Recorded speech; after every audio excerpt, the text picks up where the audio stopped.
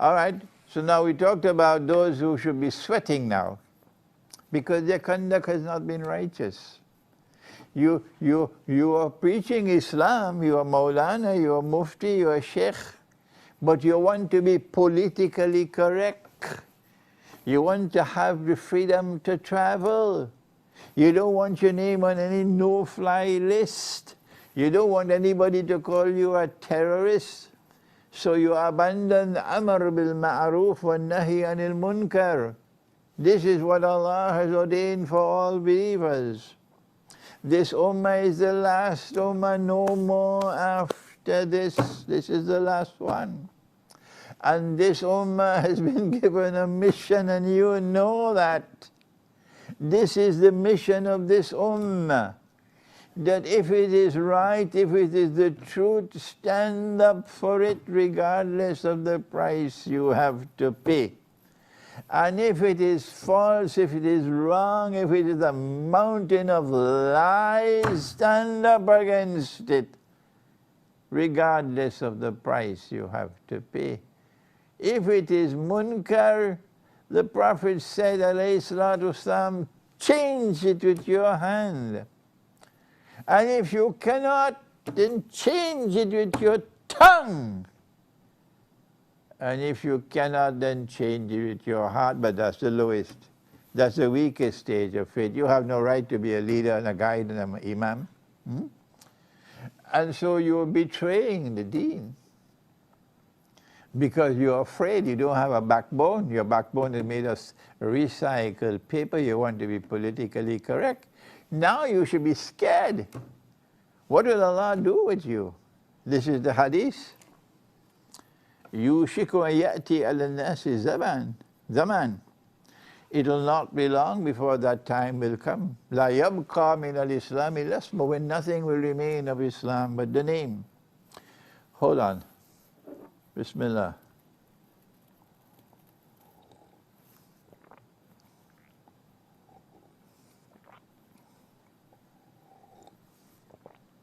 This is a marathon session lasting 2 hours. This is the hadith of the Sunan of Bayhaqi, that nothing will remain of Islam but the name. When the world is riddled with riba, sucked with riba, immersed with riba, imprisoned by riba, and the scholars of Islam say nothing on the subject, what remains of Islam? When there is shirk in the political system, shirk in the economy, shirk everywhere, and you tell the people nothing, nothing. What remains of Islam? So when nothing remains of Islam but the name, that prophecy is there. وَلَا يَبْقَى مِنَ الْقُرْآنِ إِلَّا رَسْمُ, and nothing remains of the Qur'an except the traces of the writing. That's all, that's all.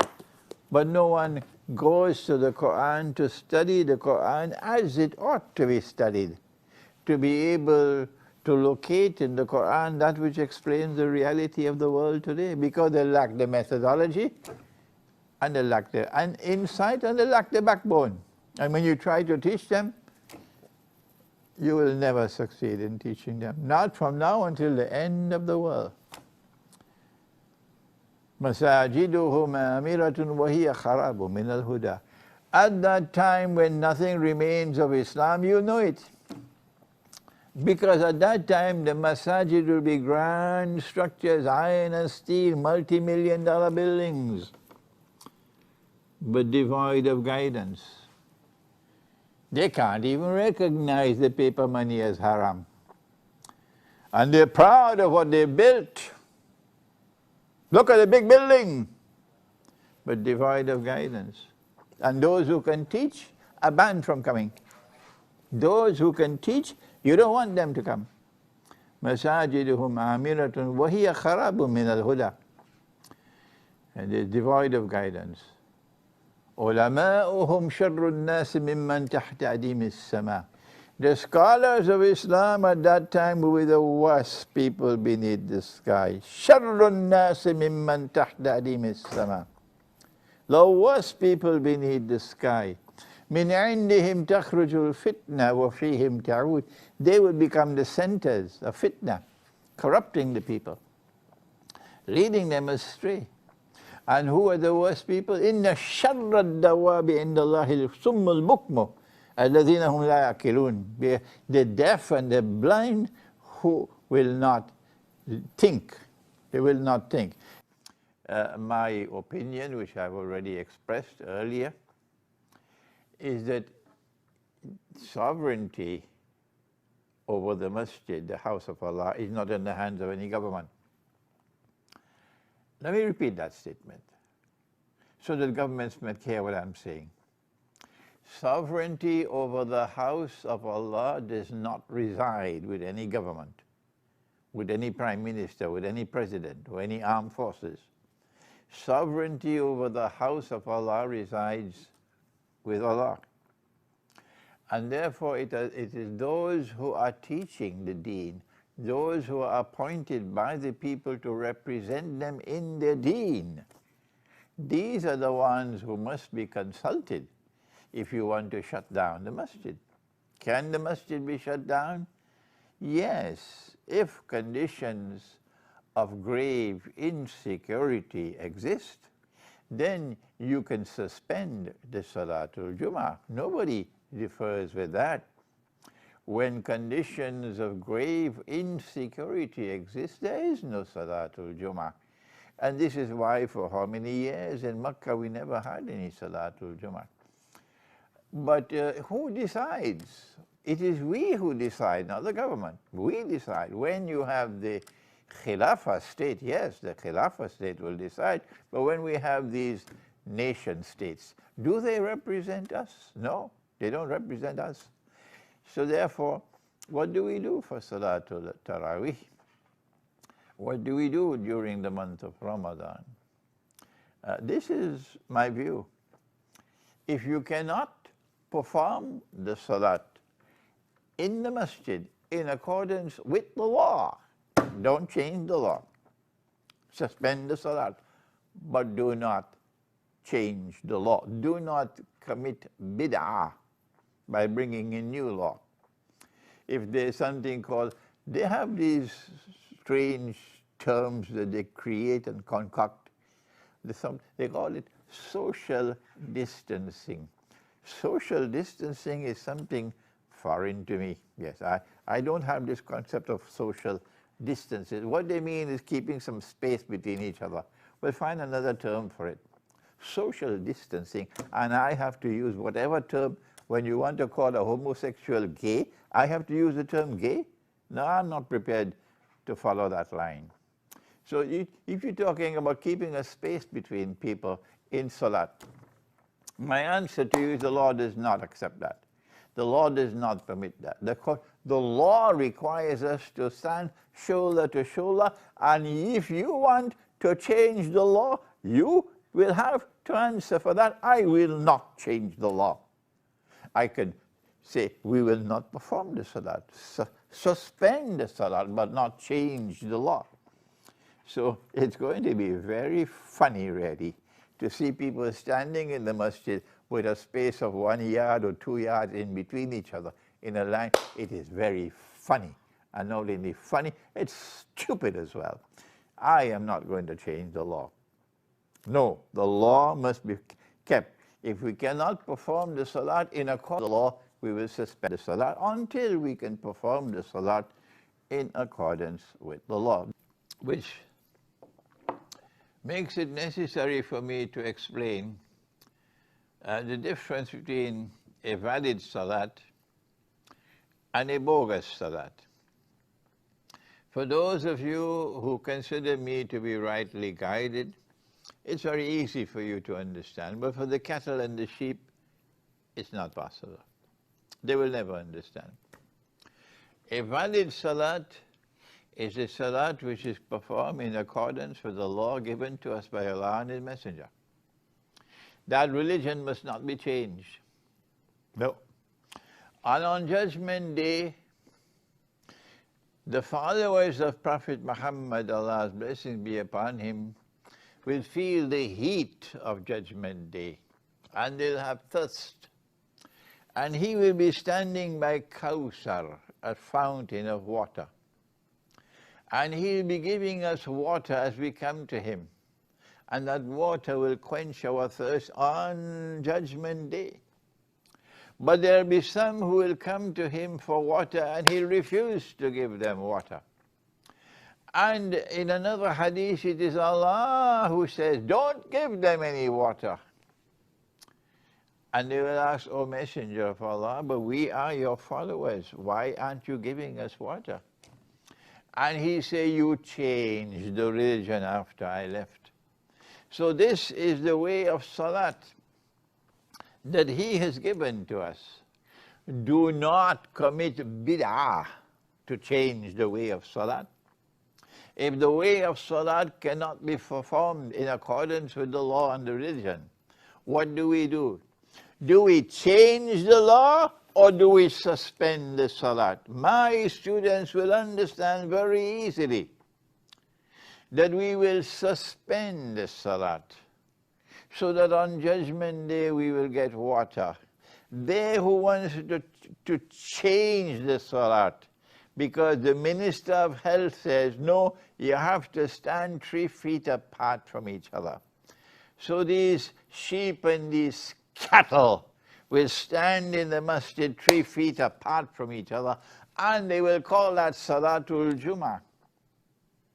And they will call that Salatul Eid. And some of the sheep and the cattle will perform the Salatul Eid in their sitting room. And on Judgment Day, no water for them unless they make tawbah. That's right, no water for you on Judgment Day. You change the religion. We will not change the religion, we suspend the salat, as I did. I had no Salatul Eid this year because I would not perform Salatul Eid in my sitting room. And I will never, inshallah, ever stand for salat 3 feet apart from each other for a salat bil jama'ah. I'll never do that. I will not betray the religion that our Prophet left for us. So this is what has happened during Ramadan. And now that the lockdown is ending, they're going to tell us you could perform your Salatul Jummah, but you must stand 3 feet apart from each other. And all the sheep and all the cattle will do that. But you and I, who want to remain faithful to Nabi Muhammad ﷺ and faithful to the religion, we prefer to flee with our religion, flee to the mountainsides and to places where rain falls and take with us some sheep and goats, but we will not change the religion because Tom, Dick and Harry tell us to do it. Now, this then is the announcement that I wanted to give to you today. The lockdown, while we're waiting for your calls, maybe you're still sleeping, while we're waiting for your calls, the lockdown is now ending. The lockdown is now ending, but it's ending stage by stage. So the business places are reopening and so on. Travel is not yet, from Trinidad you still cannot travel.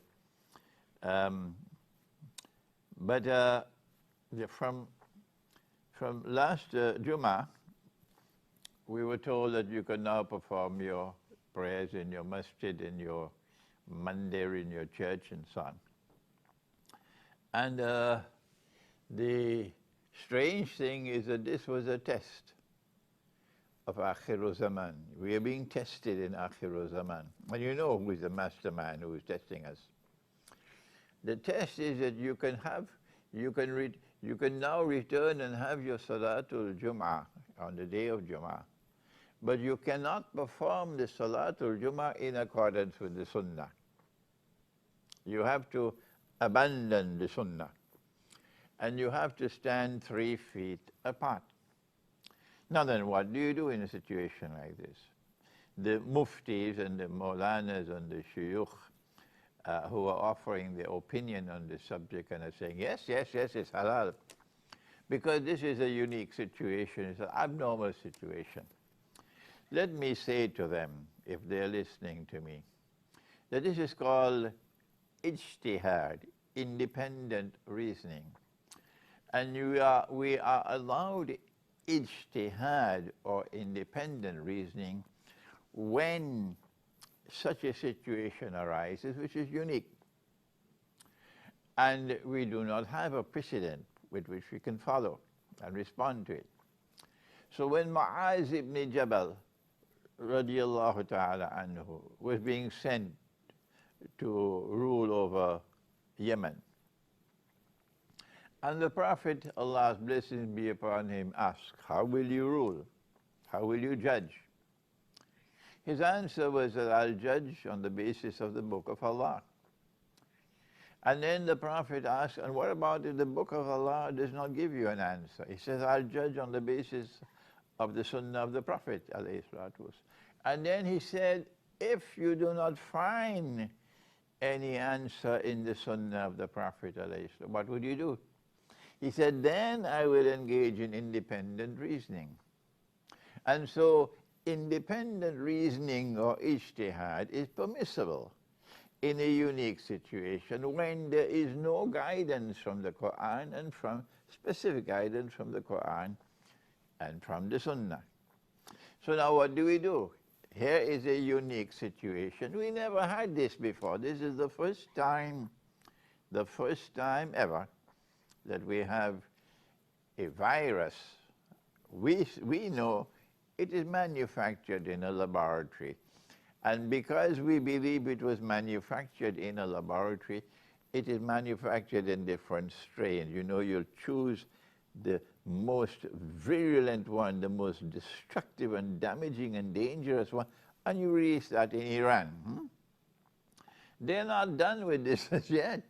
This was just a trial run. This virus is going to reappear again and again in different parts of the world with different strains. They don't want Trump to remain as President of the United States.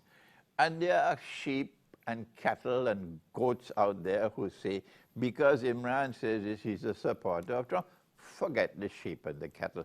They're worthless. So they don't want Trump as president. So you can imagine the drama that's going to unfold between now and November in the United States with the virus. So they said now, because of this virus, the Minister of Health said we must stand 3 feet apart. And therefore we cannot perform the salat in accordance with the Sunnah. And therefore we use our ijtihad, and the Mufti gives his fatwa. Fatwa means opinion. Fatwa is not law. Fatwa is not law. The Qadi gives the law. The Qadi applies the law, the judge. The Mufti is someone who gives a legal opinion. So fatwa is not law. Fatwa is a legal opinion. So the Mufti gives his fatwa, his legal opinion. Yes, it is permissible. You can perform your salat standing 3 feet apart. No, Mufti, you're wrong. I'm sorry, Mufti, you're wrong. And on Judgment Day, Mufti, you'll regret what you've done. And those who follow the Mufti with his fatwa will on Judgment Day regret what they did. No, it is only when there is no guidance in the Quran and in the Sunnah, then you can give your independent reasoning. But the guidance is there in the Sunnah, that this is the way salat must be performed. Shoulder to shoulder. Shoulder to shoulder, that's it. And if you are not allowed to perform the salat shoulder to shoulder, what do? Answer, you do not corrupt the salat. You do not enter into bid'ah, rather you suspend the salat. So what should we do now when the lockdown is ending and we are allowed to have our Salatul Jummah? My answer to you, my guidance to you at the age of 80, look for a masjid, look for an imam who has a backbone, who performs this. He will not lead the salat unless you're standing shoulder to shoulder. and go and perform your Salatul Jummah in that masjid. And if the sheep and the cattle and the goats and the camels, if they want to perform their Salat standing 3 feet apart, it doesn't surprise us. The sheep and the cattle will do all. Whatever they ask to be done, the sheep and the cattle will do it. Our Prophet warned us about those sheep and cattle. He warned us. He said the time will come when you, this Ummah of Muhammad, you will follow them to such an extent that even if they were to go down into a lizard's hole, you'll follow them into the lizard's hole. If they would commit sexual intercourse with their own mother, you will do the same thing. So they asked, O Messenger of Allah, will we do this when we have the Quran with us? And he said, who are you talking about? Are you talking about the Jews and the Christians? He said, who else? He said, they have the book, they have the scripture with us, and yet look at what they're doing. He's not talking about all Jews. He's not talking about all Christians. He's talking about those Jews and those Christians who join in a Judeo-Christian alliance, and instead of following Jesus and following the Messiah, they follow Santa Claus. And a man can marry another man and get a marriage certificate. This is what he's warning about. And so do not follow them into the lizard's hole. No. You and I have some sense, we have the capacity to think. And so my guidance to you, if you consider me to be a teacher, my guidance to you is don't follow the sheep and the cattle. The sheep and the cattle don't think. No, they want to be politically correct. Yes, they want to act in a manner which conforms with the political directives. So they will do whatever they have to do, even if you have to go down into a lizard's hole. I am so sad that I have to speak like this, yes. But what can I do? I live a stone's throw from them. They will never come to me and seek any guidance from me, no. It will affect their credentials if they stay too close to me, no.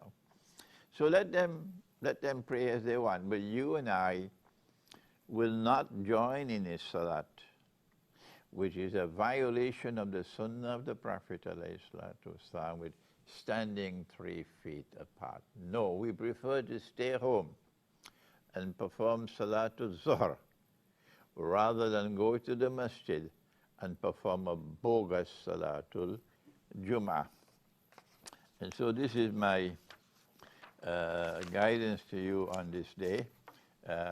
It seems as though everybody is sleeping this morning. We're not getting any calls as yet.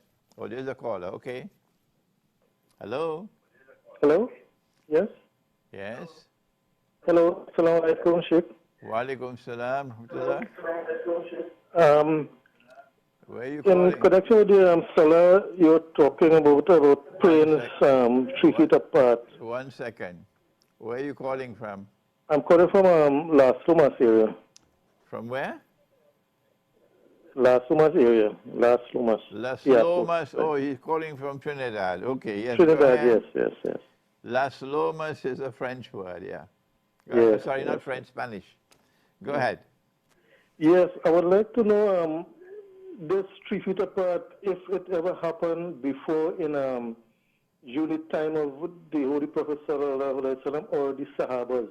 Because these scholars, well, the six scholars gave the opinion, and they said it happened, I think, before. So I don't know where if it happened or where it happened. I don't know if you could enlighten us on that, because it has been done all over. I mean, not only Trinidad, even abroad, they're doing this standing apart, and we know that we're supposed to stand up close. And the male supposed to do it in the masjid, the first salah. You know, you're supposed to stand up close and leave no space. So could you say if it happened before? That is what I want to know. They just say to do it and it's allowed. But I never hear they explain when it happened or if it ever happened before. This is a pathetic fishing expedition to find some straw on which to hold on to in order to be able to give this bogus fatwa. The virus is a bogus virus. We have been here in Trinidad for so long now, 2 months of this virus, 3 months. How many people have died from this virus? Huh? How many do you know in your hometown who've been affected by the virus? Our Prophet said, if you are in a place where the virus has come, the plague has come, he said, do not leave. He never said, stop performing Salatul Jummah. He said, do not leave. He never said, stop performing your Salatul Eid. He said, do not leave. That's what he said. And he said, if you're outside, do not enter. Why? Because in this way, you can contain the virus. And so where is the justification for bid'ah? That you have a virus now, what they used to call plague, and you go fishing on an expedition for some hadith somewhere, long time ago that you could hold on to. This is pathetic. Nobody is getting any virus when you go in the masjid to perform salat. Can't you think? It is rather you are being tested. It is Akhiru Zaman. And you know who is the mastermind who is testing you in Akhiru Zaman? It is Dajjal. He is demonstrating his capacity to rule the world. So if you want to follow that bogus fatwa, I'm sorry to have to speak like this, because these are my brothers who give the fatwa. If you want to follow that fatwa and perform your salat like monkeys, standing 3 feet apart, in manifest violation of the sunnah, remember you will answer for it on Judgment Day. This is not independent reasoning. This is not ijtihad. The sunnah is very plain and clear. The sunnah is you must stand shoulder to shoulder, okay? Any more questions? Any more calls?